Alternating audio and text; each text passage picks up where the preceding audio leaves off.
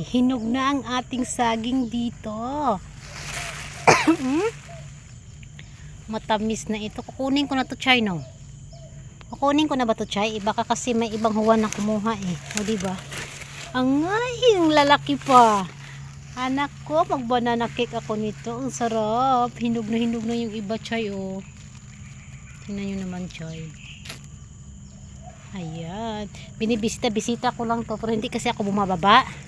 Kasi nga minsan ang init eh. Kaya tingnan nyo naman. Hinog na ang ating saging. Ayan na.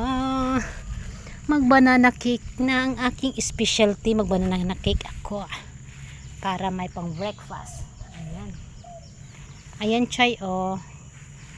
Ano na naman ako to sa baba ng garden ko kasi ang bilis na naman. Ulan kasi ng ulan. Tingnan mo, Chay, balunggay. Founder Joseph Ercabado. Marami akong balunggay dito. Binili pa namin to. Kung manok naman ang pag-uusapan, may manok din tayo. Di ba? Ayan ang aking flower blue peas. Ayan. Ito yung ginagawa ko, Chay, yung yung bulaklak na nilalagyan ko lang na mainit na tubig. Tapos ilagay ko sa kanin. Pag magbisita sila ni Busing, yan ang niluluto ko. Ang paborito nilang blue peas rice. Ayan, oh. Ito dito sa kabilang bahay to. Tingnan nyo naman, daming papaya pero sa kanila to. Ayan, oh. Nandoon tayo sa kanila. Ayan, oh. Uy, may sili pa sila, Chay, oh. Pwede kayang kumuha nito. Nandito na si area ko, eh. Ayan, oh. Ayan ang aking blue peas, mga Chay. Ayan ang ating nakakaano kasing pumunta dito, eh, kasi liblib na masyado. Chay, oh. Gamamela.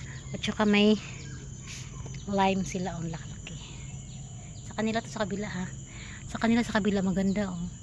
Kaso nga lang nakakatakot eh. Minsan kasi may malaking bulati dito sa aming area talaga. Hindi mo talaga ang dami nilang kalamansi. Ginawa nilang ganyan. Ayan. Yan lang ang bunga kong saging. Kukunin ko na yan. Ayan ang ating mga little friends. Nature.